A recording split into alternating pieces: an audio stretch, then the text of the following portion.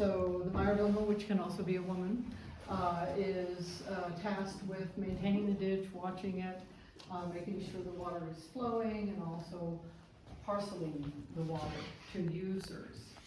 But before we get into that, I want to back up into where acequias came from. So the Acequia scholar Esteban Arellano, who's no longer with us, lives in Embudo. He lived in Embudo. He calls the Arabia Feliz, so the peninsula where Yemen is located, and this is where acequias began. So we had this technology that came up, and of course it's all arid land farming, right? So you need water. So that came up through that peninsula across North Africa. And then when the Moors had their 711-year occupation of Spain, they brought that technology to Spain. And here we are in New Mexico where the Spanish colonized. And I love how life weaves together. I mean, this all came to me after I had done this project. My sister went to school in Valencia, Spain, her junior year abroad. And when I was 15, I went with my parents for Semana Santa, and we went out to a little workshop to buy some carvings, and I noticed these little threads of water through the fields. I thought, oh, that's so beautiful, so calming. I didn't know what an acequia was at that point. In Valencia, there is something called a tribunal. So when there were conflicts, the people actually go down to the cathedral, and their men, the jueces, in their robes, and problems are solved there. So my father, who was a water attorney, went down to do that one morning while we were in Valencia. And I was a teenager and I slept in, okay? And I think he probably did it because he could write off the trip. He was very good about that. He hated paying taxes. So he, as a water attorney back where I grew up, which is on the frontera in the southernmost part of Texas, we have a huge irrigation system down there. It's drawn off the Rio Grande. It's an agricultural area, and my father was the water attorney for irrigation district number 1. Also where I lived, the street dead-ended into a canal. Okay, so I grew up around all these canals, and we water skied on the canals. They were that big. All these are hand done. They're handcrafted. They're gravity flow. We went down to the big pump station on the Rio Grande, and huge turbines are bringing the water up and sending it all across the lower Rio Grande Valley. So all those links to me are fascinating. You know, when you live long enough, you start to piece it together. So I was in Texas, living in Houston, and a friend of mine and I did a project about grassroots environmental activism. It was called the Toxic Tour of Texas. And we interviewed community activists, the government, and industry, and presented a story about what was going on with the degradation of land, culture, air, water, communities. And that was a project that toured for 9 years throughout the state of Texas. It was a very difficult project because, realizing I was naive, but realizing what we do to one another in the name of profit. And as that project was finishing, a woman who had been a neighbor in Houston had moved up here. And she said, do you want to come up to Olympia? And I said, well, what's that? She goes, well, there are these irrigation channels up here, and people come together every spring and they clean out these channels that are called acequias. And I said, well, that sounds interesting. She said, there's a party, and I said, that sounds interesting. And so in 1992, I first visited this village, which is El Cerrito. It's down the river, down the Pecos River, which is this. The acequia is fed off the Pecos River. It's about 30 minutes from Villanueva, so it's down New Mexico 3. And so I thought, oh, this is great, because this is an example of people working with nature rather than, if you will, consuming and pulling out the natural resources and using them and then leaving messes behind. And it's also a beautiful example of cooperation. which is what we need. We need people to be working together. Acequias are not only a physical structure, but they are a governmental structure. So they're actually people who own water rights. They're called parciantes, and they come together and they elect the mayordomo. That's where I started, to oversee the care of the ditch. And they may fight and they may not like each other, but they have to work together. They have to work together to have water for their fields, for their livestock. Where's the horse? The horse picture we love is right behind Marnie there. That's an example of, you know, people depend on the water, plants depend on the water, the livestock depends on the water. And I love that. It was just so soothing to me to see a more gentle association, relationship with the land. And so the way I work is in very long form surveys. This is 20 years, what we're looking at. And it's only a portion. The whole portfolio is probably 60, 65 images. And it has the religious life, the field life, the family life, the architecture. So it's a big survey. And how that ties in, interestingly, which I did not know about El Cerrito, is it has been studied a great deal. So a rural sociologist and an agricultural economist were part of the Rural Life Studies Project. That was part of the Bureau of Agricultural Economics, which is part of the USDA back in the late 30s. And these two scholars went into El Cerrito and studied the village life. And that started this parade of scholars, academics coming to Cerrito. And about the third ditch day, there was a man, he watched me, he watched me, They were used to being photographed, which was great because it was easier to get into the village. Okay, they're very proud because a book was published from that study. And there was a camera report, I love that term. And so they were used to people coming in and being curious about the traditional village life. So this man, he said, "Have you seen the book on El Cerrito?" And I said, "No, I didn't know there was a book." He says, "Well, come with me." And so we shuffled down a dirt road. He pulls keys out of his pocket. He opens the trunk of his car, which was his library. And there was the book. And also another ditch day, he said, "Well, where are you having lunch?" And I said, "Well, wherever they'll have me." And he said, "You come to my home." And so we crossed the bridge into El Cerrito, and we're sitting, having lunch, Pepsi, and, chilling and all that. And I look out, and I'm at the base of El Cerrito. Okay, I just looked out his kitchen window, and boom, there we were sitting down here. Now, Cerrito has maybe 12 residents now. There are people who are very tied to the village that come back. That a lot of people migrated out for jobs up to Pueblo, to the meatpacking plant and to the ordnance factory. But there's such a pride and a connection to this place. And I remember the nephew of this fellow said, you Anglo people, you move around, you migrate, we stay with our land. And that's very, I'm a migrant, here I am, and how many here moved to Santa Fe, right? So, that was very telling in terms of the tie that people have to this village and why it's survived, okay? So, we're gonna move on to these color photos over here. As you can see, somebody said, "You do color?" Because most people know that know me through my black and white work. So these are in El Cerrito, which I told you, a very tiny village, down the Pecos from Villanueva. I live in a little mountain village called Chacon. It's up in the Mora Valley. And as you know, we had a big backfire 3 years ago that was set by the U.S. Forest Service, ostensibly to be a controlled burn, but it was out of control in 4.5 hours.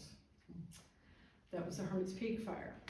And by Earth Day, the fire itself was 90% contained, But there was a sleeper fire that wasn't properly monitored by the U.S. Forest Service that kicked up because our winds, I think we had 35 out of 39 red flag days for the wind. Okay, so that was like a bellows on the sleeper fire, and that's the Calf Canyon fire. That's the one that took off. They merged on Earth Day, and then it ran up, and I was way up in Chacon, oh, it'll never get here. And then, oh, well, maybe it will. So it was a month and a half till that first fire started to the time that, that's not quite right, it was a month till I had to evacuate, and I evacuated twice. So, to Acequias, this speaks to what happened, because these thread all through our valley too. It's just, once you're aware of them, when you're driving around, you go, oh, there's one, oh, there's one. I mean, there's some that are very obvious along the side of the roads. You'll just be crossing a culvert, and that's for an acequia. So we had the Big Bad Fire, and then that, let's see, I moved back. I came home on May 31st, and then the rain started, and we all know that rain can follow fire, because the soil actually in some areas of this fire vitrified. Okay, so that's not going to hold water. It's just going to, pardon me, it's just going to, flow right down. So we had the acequias filled up with ash, with silt, with trees, and I walked the length of one ditch one day and recorded it with on my iPhone, because you can get GPS coordinates, so we could see where the damage was.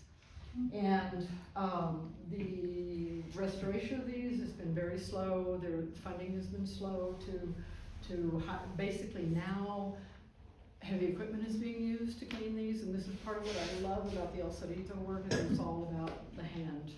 And that is changing. A friend of mine who saw the show at site 2 years ago said, and she's been a Mayordomo, she said, this is a timepiece. So here we are at the historic Santa Fe Foundation, which is kind of appropriate. So these are emblematic of really what we've gone through, what we'll continue to go through, and I spoke of long form projects. The first year I documented the flooding and the burn, and then the next year I documented more flooding, and right now, because the FEMA money is starting to come into the valley, $5.45 billion. We can thank Teresa and Martin and Ben Ray for really pushing that that legislation, because it's different from what people normally get from FEMA, which is a cap. I think they just lifted it. It's now, I think, like $48,000. That's it. But because the government started this thing and are responsible, that's why we got all of this money. And the man who actually was the chief, who gave, Debbie Criswell, I believe, was the woman who said, do it, start the controlled burns, which they're now calling prescribed burns, but we'll say it was not a controlled burn. It was, all the conditions were so wrong. The crew, they weren't on the same radio channel. The backup crew was in Taos at a training. They had new trainees on the fire, and I read the report, what we have learned from the Los Suspensas fire, and there's one little sentence that said, and when the guy was walking back to the truck, he just burned a little more. Okay, so the fellow who was I'll call him the chief at the Santa Fe National Forest Regional Office in Vegas, we watched these updates every night at 6, and he apologized. He was contrite. It was like, wow.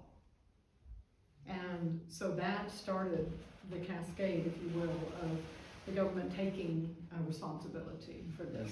This guy also showed up. So we had these meetings. There was one in the high school gym, packed with all the different agency people, and he was there. He had had a heart attack. He was on oxygen. But I mean, the bravery of that man is really, really admirable, because usually it's like, oh, well, we don't know, who did that. So what's happening, which is good, is the government has been, they've been humbled. And so part of the planning process now is to consult tribes to consult acequias, to consult the land grant people, to consult community people. So they're really coming together to listen to how are we going to move forward with managing our forest. But you know, it's so overgrown. I mean, we did this huge pendulum to we're going to suppress fire, and now we're overgrown, and then this kind of thing can happen. But to close is just to say, let's work together. I was so fascinated by the Turkish rule of thirst that you mentioned. Right, Islamic, yes. Yeah. So Muhammad said that. Oh. And it really is an interesting piece because I remember driving down I-25 or up from Albuquerque, and there was this huge sign, and it was this like kind of cheesy guy, water rights, we'll buy them. The point is, you traditionally are not supposed to separate water from the land, okay? So you really don't own the water, it belongs to the land. And I do have to give a shout out to the New Mexico Acequia Association, which has done fabulous work in terms of training young people, which is our little shovelhead here, we love it all, and getting the acequias more organized, okay, doing bylaws, great lobbying, getting funding. So that I've seen that happen since I started this project. And they're pretty powerful, and the woman who heads it is from Mora, and she's very, very savvy politically. And somebody was, did you say this morning? Just no, it's Kate Nelson. Not Nelson, Kate. She said when the tribes get involved with issues, that's when people sit up and start thinking, okay, we can't bowl over these people. Okay, and so that's been. Oh, no, I was wondering how water rights were distributed. But I might be. Oh, distributed, well, again, they're attached to the land. So you buy a piece of land. Oh, okay. And then, but you have to make sure, you know, because there are some people who say, oh, well, we just want to include those, but they are. Okay, so that's how that's done. Now, I think that's different in South Texas, where I grew up. See how it's in Texas. That I was having dinner with a friend, high school childhood friend, whose father was a farmer, and she said what they had to do down in South Texas. She said they had to approach the irrigation district and say, we need this many lots of water. Okay, and then they pay for them.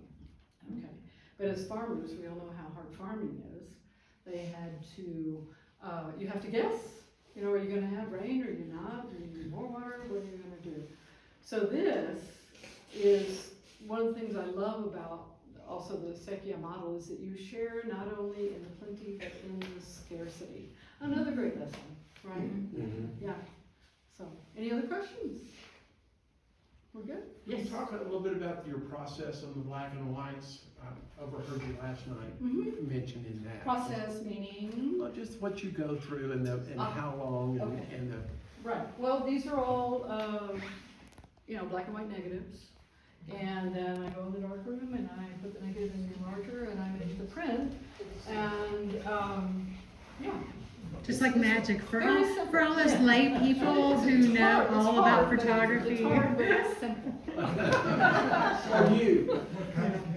Oh, many. So I started out in this project with what's called a Mamiya RB67, which is actually a studio camera, and it probably weighs 5 pounds.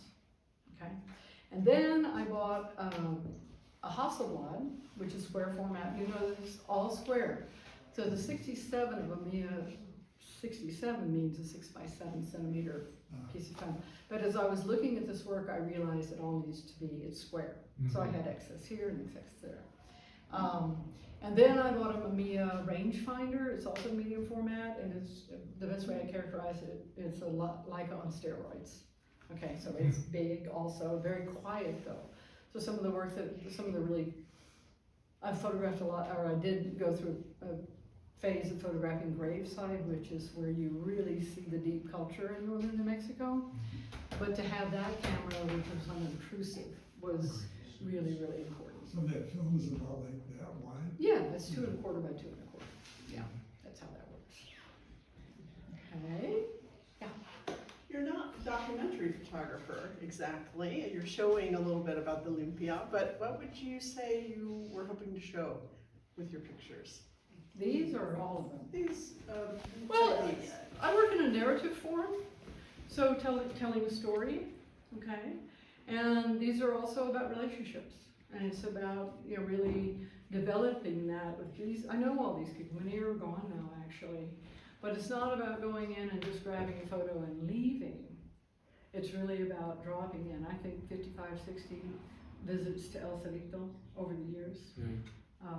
And people trust me. And actually, I just went back earlier this spring, and it's like, oh, hi, you know, how you been? And you'll come have lunch. And so that's important to me, is to develop those relationships and that trust, and not to be using, if you will. I mean, we have a lot of hurdles as photographers from the people who do grab and go, okay? And they really don't care about what they're photographing.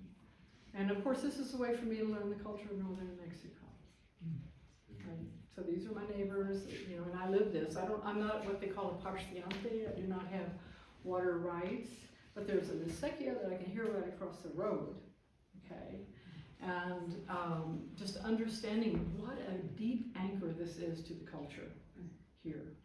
And this photo of the cross in the acequia, to me, that speaks to the other anchor, which is faith, up here in the north, in Norte. Gotta have faith if you're farming. Especially now. Anybody else? Well, thank you. Great, Sharon.